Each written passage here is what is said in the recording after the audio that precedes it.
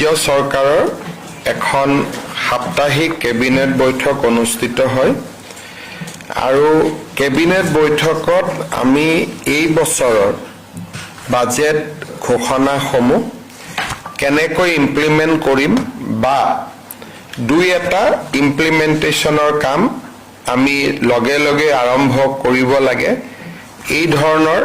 আমাৰ এটা সিদ্ধান্ত হৈছিল বাজেটত আমি এইবাৰ এটা কথা ঘোষণা কৰিছিলো যে Assam state rural livelihood mission ASRLMৰ যদি কোনোবা বাইদেৱে বেংকৰ পৰা ব্যক্তিগতভাৱেও লোন লয় তেতিয়াহলে আমি তেওঁলোকক ষ্টাম্প ডিউটি পৰা আমি তেওঁলোকক ৰেহাই দিম আগতে আছিলে যে গ্ৰুপ হিচাপে লোন ললে আমি ষ্টাম্প ডিউটি নলৈছিলো কিন্তু এতিয়া আপোনালোকে জানে যে আমি এটা নতুনকৈ ভাৰতত এটা কনসেপ্ট আহিছে লাখপতি বাইদেউ অসমত 9 লাখ লাখপতি বাইদেউ আছে এই 9 লাখ লাখপতি বাইদেৱে তেওঁলোকৰ বেংক ষ্টেটমেন্ট বেংক একাউণ্ট যদি প্ৰডিউস কৰে বেংকে তেওঁলোকক লোন দিবলৈ আগ্ৰহী কিন্তু তেওঁলোকে ষ্টাম্প ডিউটি দিব লাগিব কাৰণ লোনৰ সময়ত বেংক আৰু লাখপতি বাইদেউৰ মাজত এখন এগ্ৰিমেন্ট হয় এগ্ৰিমেন্টখন ৰেজিষ্টাৰ কৰিব লাগিব আৰু এগ্ৰিমেন্টখন ৰেজিষ্টাৰ কৰিলে ষ্টাম্প ডিউটি দিব লাগিব আজি কেবিনেটে সিদ্ধান্ত ললে আমি বাজেটতো ঘোষণা কৰিছিলো যে কোনোবা সেলফ হেল্প গ্ৰুপৰ বাইদেৱে ব্যক্তিগতভাৱে যদি লোন লয় গ্ৰুপত লোন ললে তো ষ্টাম্প ডিউটি নালাগিছিলে এতিয়াৰ পৰা ব্যক্তিগতভাৱে লোন ললেও ষ্টাম্প ডিউটি দিব নালাগে বিনা ষ্টাম্প ডিউটিত তেওঁলোকৰ এগ্ৰিমেন্টখন ৰেজিষ্টাৰ্ড হ'ব ইয়াৰ ফলত এইটোৱে লাভ হ'ব যে বেংকসমূহে লাখপতি বাইদেউসকলক বা আন বাইদেউসকলক লোন দিয়াৰ ক্ষেত্ৰত অধিক আগ্ৰহী হ'ব কাৰণ এই ষ্টাম্প ডিউটিটোৰ পইচাটো আধা বেংক আৰু আধা বাইদেউসকলে দিব লাগিছিল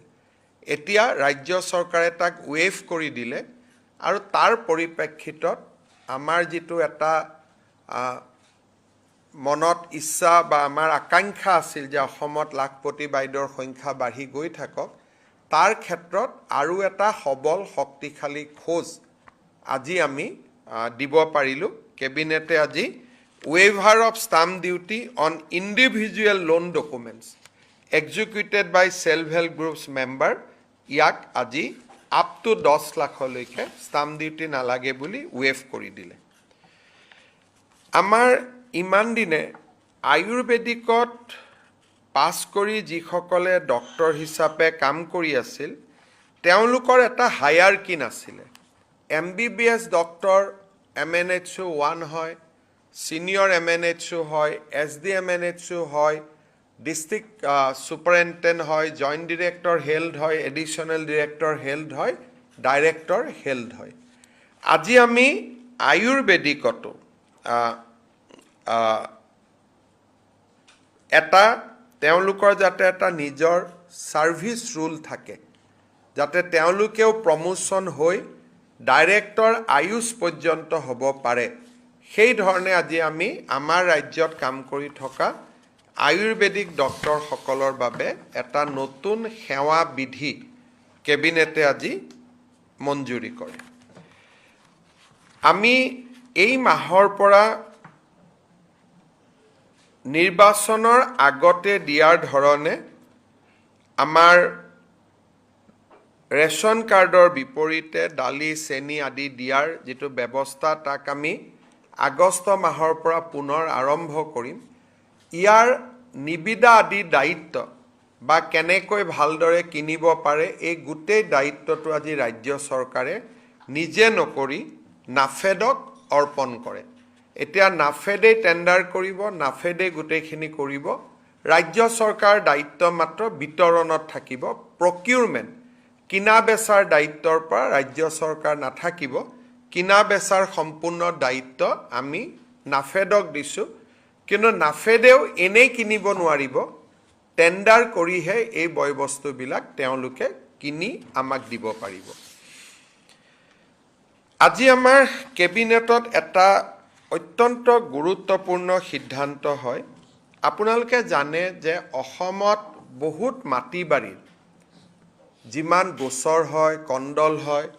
তাৰ মূলৰ কাৰণটো হ'ল পাৱাৰ অফ এটৰ্নি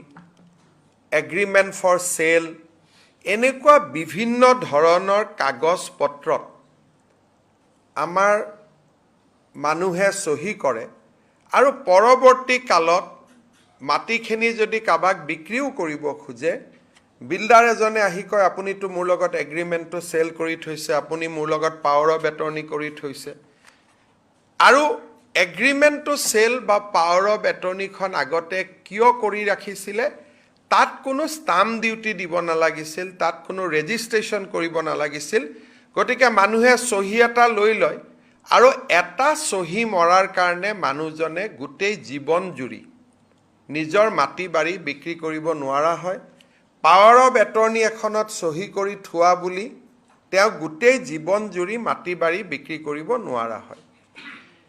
কাৰণ এইবিলাকত কোনো ৰেজিষ্ট্ৰেশ্যন নালাগিছিলে ষ্টাম্প ডিউটিও নালাগিছিলে এখন খোলা কাগজত সহি কৰি ল'লে হৈ গ'ল আজি কেবিনেটে এইটো এটা বহুত ডাঙৰ এটা সিদ্ধান্ত ল'লে যে এগ্ৰিমেণ্টটো চেল কৰিলেও আপুনি ৰেজিষ্টাৰ কৰিব লাগিব পাৱাৰ অফ এটৰ্নি ল'লেও আপুনি ৰেজিষ্টাৰ কৰিব লাগিব আৰু যেতিয়া agreement for sale power of attorney আদি ৰেজিষ্টাৰ কৰিব লাগিব ৰেজিষ্টাৰৰ ওচৰত গৈ কোনোবাই ৰেজিষ্ট্ৰেশ্যন কৰিব লাগিব সম্পূৰ্ণ দলিন কাগজ পত্ৰত তেতিয়া চৰকাৰে জানিব যে আমি ৰেজিষ্টাৰ কৰিছোঁ আৰু তেতিয়া এখন যদি ৰেজিষ্টাৰ কৰি থৈছে দ্বিতীয়খন ৰেজিষ্টাৰ নহ'ব তৃতীয়খন ৰেজিষ্টাৰ নহ'ব চতুৰ্থখন ৰেজিষ্টাৰ নহ'ব নহ'লে আজি মই জয়ন্ত মল্ল বৰুৱাৰ পৰা এডোখৰ মাটি কিনিছোঁ অলপ পিছতে এগ্ৰিমেণ্টটো চেল লৈ আৰু তিনিজন আহি যায় মাটিটো মই এগ্ৰিমেণ্ট কৰি থৈ দিছোঁ সেইকাৰণে কেবিনেটে বিধানসভাত এখন আইন আনিব খুজিছে যাৰ জৰিয়তে এতিয়া এগ্ৰিমেণ্টটো sale power of attorney mortgage short term lease bank guarantee এই গোটেইবিলাক চৰকাৰৰ ওচৰত পঞ্জীয়ন কৰিব লাগিব পঞ্জীয়ন মাচুল দি ইয়াৰ ফলত যিটো এই ডকুমেণ্টছবিলাকৰ অপব্যৱহাৰ হৈছিলে সেই অপব্যৱহাৰ এতিয়া বহুত পৰিমাণে ৰোধ হ'ব কিন্তু কোনোবাই যদি মই এগ্ৰিমেণ্টটো চেল নকৰোঁ বাহিৰে বাহিৰে চেলে কৰি দিম তেতিয়া আৰু এইবিলাক ৰেজিষ্টাৰ কৰাৰ দৰকাৰ নাই ধৰক মোৰ ফ্লেট এটা মোৰ আছে মই বিক্ৰী কৰিব খুজিছোঁ তেতিয়া আমাক এগ্ৰিমেণ্টটো চেল কৰিব নালাগে ডাইৰেক্ট মই বিক্ৰী কৰিব পাৰোঁ কিন্তু এগ্ৰিমেণ্টটো চেল কৰি পিছত মই কিনিম 3 বছৰ 10 বছৰ আগতো এগ্ৰিমেণ্ট অফ চেল বুলি উলিয়াই লৈ দিয়ে কোনোবাৰ মৃত ব্যক্তি মোৰ নামত মাটি আছে ল'ৰাৰ নামত দেউতা মৰিলে দেউতাৰ সহি এটা লৈ আহি কয় যে এইটো এগ্ৰিমেণ্টটো চেল আছিলে ল'ৰাজনে মাটিটো বিক্ৰী কৰিব নোৱাৰা হয় কোৰ্ট কাছাৰীত যাবলগীয়া হয় এক প্ৰকাৰ আধা গুৱাহাটীৰ মাটিত মৃত দেউতাকবিলাকৰ নামত এগ্ৰিমেণ্টটো চেল লৈ লেণ্ড ব্ৰকাৰবিলাকে ঘূৰি থাকে সেইকাৰণে এতিয়াৰ পৰা নিয়ম হ'ল যে এগ্ৰিমেণ্টটো চেল আছে যদি আপোনাৰ ৰেজিষ্টাৰ্ড হ'ব লাগিব গতিকে এটা বহুত ডাঙৰ আমি সংশোধনী এটা আনিছোঁ আৰু মই ভাবোঁ যে ই বহুতখিনি মাটিৰ সৈতে জড়িত অপৰাধমূলক কাম কাজক ৰোধ কৰাত সহায় কৰিব আগৰখিনিক এতিয়াতো আমি বেকডেটত ৰেজিষ্টাৰ কৰক বুলি ক'ব নোৱাৰোঁ কোনোবাটো মৃত্যু হৈ গৈছে কোনোবা এইটো এটা প্ৰস্পেক্টিভ আগত আৰু পুৰণাখিনিলৈকে যাব নোৱাৰিম কেবিনেটে আজি আৰু এটা সৰু সিদ্ধান্তৰ জৰিয়তে যেহেতু আমাৰ প্ৰাগজ্যোতিষ মেডিকেল কলেজখন নতুনকৈ হ'ল সেইকাৰণে মৰাণ মটক টাই আহোম চুতীয়া আৰু কোচ ৰাজবংশীসকলৰ কাৰণে এটাকৈ ৰিজাৰ্ভ সিট বঢ়াই দিয়ে আগতে মৰাণৰ ৰিজাৰ্ভ সিট আছিল 8টা এতিয়া 9টা হ'ব মেডিকেলত মটকৰ ৰিজাৰ্ভ সিট 8টা আছিল এতিয়া 9টা হ'ব টাই আহোম জনগোষ্ঠীৰ 10টা আছিল এতিয়া 11টা হ'ব চুতীয়া জনগোষ্ঠী 9টা আছিল, এতিয়া 10টা হ'ব। কোচ ৰাজবংশী 13টা আছিল, এতিয়া 14টা হ'ব। আৰু এটা এইবাৰ পৰীক্ষামূলকভাৱে কেবিনেটে 2খন মেডিকেল চিট আসন সংৰক্ষণ কৰিছে, যাৰ দেউতাক মাক দুয়োটাই নাই। বহুত আমাৰ ছাত্ৰ ছাত্ৰী থাকে, দেউতাক মাক নাথাকে, সংঘৰ্ষ কৰি পঢ়া শুনা কৰে। অৰফেনৰ কাৰণে আমি 2টা মেডিকেল চিট এইবাৰ ৰিজাৰ্ভ কৰিছোঁ, যে কোনোবা এজন যদি মাক দেউতাক নোহোৱা ল'ৰাই মেডিকেল নিটত পাছ কৰিছে, কিন্তু 2 নম্বৰ 5 নম্বৰৰ কাৰণে পোৱা নাই, অন্ততঃ 2জন ল'ৰাক আমি ৰিজাৰ্ভেশ্যন কেটেগৰীত আনিছোঁ। OBC হ'লে OBCৰ পৰা যাব, জেনেৰেল হ'লে জেনেৰেলৰ পৰা যাব। 2জন অৰফেনে এইবাৰ ৰিজাৰ্ভ কেটেগৰীত পঢ়াৰ সুবিধা পাব। আৰু যদি প্ৰয়োগটো ভাল হয়, তেতিয়াহ'লে আমি ভৱিষ্যতে প্ৰতিখন মেডিকেল কলেজতো এটাকৈ আমি দিব পাৰিম। এইবাৰ আৰম্ভণি আমি 2টা চিটেৰে কৰিব খুজিছোঁ। যদি ইয়াৰ ৰিয়েকশ্যনটো ভাল হয়, যদি অপব্যৱহাৰ নহয়, তেতিয়াহ'লে আমি ইয়াতে 2টাকৈ চিট দি ভৱিষ্যতে আমি 15টালৈকে বঢ়াব পাৰিম। কেবিনেটে আজি মেডিকেল চিটৰ ক্ষেত্ৰত আৰু এটা ডাঙৰ সিদ্ধান্ত লৈছে, যে আপোনালোকে জানে যে চাকৰি সূত্ৰে বহুত অসমীয়া মানুহে ৰাজ্যৰ বাহিৰত ল'ৰা ছোৱালীক পঢ়ুৱায়। কোনোবাই চেণ্ট্ৰেল গভৰ্ণমেণ্টৰ চাকৰি কৰি আছে, কোনোবাই আৰ্মিত চাকৰি আছে, CRPত চাকৰি কৰি আছে, কোনোবাই অসম ভৱনত চাকৰি কৰি আছে। আগতে আমাৰ মেডিকেলত ৰুল আছিলে, যদি অসমৰ বাহিৰৰ স্কুলত কোনোবা পঢ়ে, তেতিয়াহ'লে ষ্টেট কোটাত তেওঁ এডমিশ্যন ল'ব নোৱাৰে। এতিয়া আমি কৈছোঁ যে অসমীয়া মানুহৰ ল'ৰা ছোৱালী যদি বাহিৰতো স্কুল কলেজ পঢ়িছে, অসমত তেওঁলোকে মেডিকেল কলেজ পঢ়াৰ সুবিধা পাব, প্ৰভাইডেড দেউতাক মাক 3টা প্ৰজন্মৰ অসমীয়া হ'ব লাগিব। তাৰমানে তেওঁৰ ককাকো অসমৰ হ'ব লাগিব, আজু ককাও অসমৰ হ'ব লাগিব। যদি এনেই যোৱা 10 বছৰত ধৰক, মই ধৰি ল'লোঁ ৰাজস্থানৰ পৰা এজন ব্যক্তি ব্যৱসায়ৰ কাৰণে আহিছে, বা কোনোবাই 71 চনত অসমীয়া হৈছে, চিটিজেনশ্বিপ লৈছে, বা কোনোবাই তেওঁলোকৰ স্বাভাৱিক ককায়েকজন আহিলেও দেউতাক মাকটো অলৰেডি নিজৰ ষ্টেট অফ অৰিজিনত আছে, গতিকে তাতে পঢ়িছে, তেওঁলোকৰ কাৰণে আমি এইটো সুবিধা দিয়া নাই। কাৰণ তেওঁলোকৰ পৰিয়ালৰ আধা অলৰেডি বাহিৰত পাৰ্মানেণ্ট কৰি আছেই। কিন্তু যিসকল 3টা প্ৰজন্মৰ অসমীয়া, তেওঁলোকৰ ল'ৰা ছোৱালী চাকৰি সূত্ৰে কৰ্মসূত্ৰে বাহিৰত পঢ়িছে, কিন্তু এইখন তেওঁলোকৰ ঘৰ নহয়, তাত টেম্পৰাৰী আছে, কিন্তু বাহিৰত পঢ়াৰ কাৰণে তেওঁলোকে মেডিকেল চিট অসমত নাপায়। গতিকে সেই 3টা প্ৰজন্মৰ অসমবাসী, জাতি যিয়ে নহওক, জনগোষ্ঠী যিয়ে নহওক, 3টা প্ৰজন্মত বাস কৰা যদি বড়ো, মিচিং, বৰাক ভেলীৰ মানুহ যোন হ'ব পাৰে, 3টা প্ৰজন্ম যোনে অসমত বাস কৰিছে, তেওঁলোকৰ ল'ৰা ছোৱালী বাহিৰত স্কুলিং কৰিলেও অসমত মেডিকেলৰ চিটৰ বাবে সুবিধা পাব, বাট অন মেৰিট। কম্পিটিশ্যন কৰিব লাগিব, কোনো কোটা নাই, ৰিজাৰ্ভেশ্যন নাই, অন মেৰিট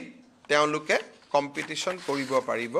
এইটো আমাৰ প্ৰবাসী অসমীয়াসকলৰ বহুত দিনীয়া এটা দাবী আছিলে। কলিকতাত কোনোবা, আপোনালোকে জানে যে সব জাগাতে, বাংগালুৰুত অসমীয়া সমাজ থাকে, পুনেত থাকে, দিল্লীত থাকে, লাহে লাহে অসমীয়া মানুহ বাহিৰত বাঢ়িছে। তেওঁলোকৰ ল'ৰা ছোৱালীক কৰ্ণাটকেও এডমিশ্যন নিদিয়ে, অসমেও এডমিশ্যন নিদিয়ে। তেওঁলোকৰ ল'ৰা ছোৱালীক চিটিজেন নহয় বুলি মহাৰাষ্ট্ৰও এডমিশ্যন নিদিয়ে, অসমেও নিদিয়ে। তেওঁলোকৰ ল'ৰা ছোৱালীক চিটিজেন নহয় বুলি তেওঁলোকে আন ৰাজ্যতো এডমিশ্যন নাপায়, অসমতো নাপায়। অৰুণাচলত আমাৰ অসমীয়া মানুহ আছে, অৰুণাচলত এডমিশ্যন নিদিয়ে, আমি নাপাওঁ। শ্বিলঙত আমাৰ অসমীয়া মানুহ আছে, শ্বিলঙতো পঢ়িব নোৱাৰে, অসমতো পঢ়িব নোৱাৰে। সেইকাৰণে আমি কৰিছোঁ যে তেওঁলোকৰ যদি দেউতাক মাক ককাক আজু ককাক মিলি 3টা প্ৰজন্ম যদি অসমত আছিলে, 1951 চনত যদি অসমত আছিলে, তেতিয়াহ'লে তেওঁলোকে অসমৰ মেডিকেল চিটত বাহিৰত স্কুলিং কৰিলেও তেওঁলোকে এতিয়া অসমত মেডিকেল পঢ়াৰ সুবিধা পাব। এইটো প্ৰবাসী অসমীয়াসকলৰ কাৰণে এটা ভাল খবৰ। কিন্তু অসমীয়া বুলি কওঁতে মই আকৌ কৈছোঁ 51 চনৰ অসমীয়া হ'ব লাগিব, 71ৰ নহয় 51ৰ অসমীয়া হ'ব লাগিব। কেবিনেটত আজি এইখিনি সিদ্ধান্তৰ লগতে আজি আমি শিৱসাগৰ চৰাইদেউ জিলাৰ বান পৰিস্থিতিৰ বিষয়েও কেবিনেটত আলোচনা হয় আৰু আপোনালোকক আমি জনাবলৈ পাই অলপ সন্তুষ্টি লাভ কৰিছোঁ যে এতিয়া আমি প্ৰত্যেকখন গাঁও প্ৰত্যেকখন চুবুৰীতে আমি যাব পাৰিছোঁ।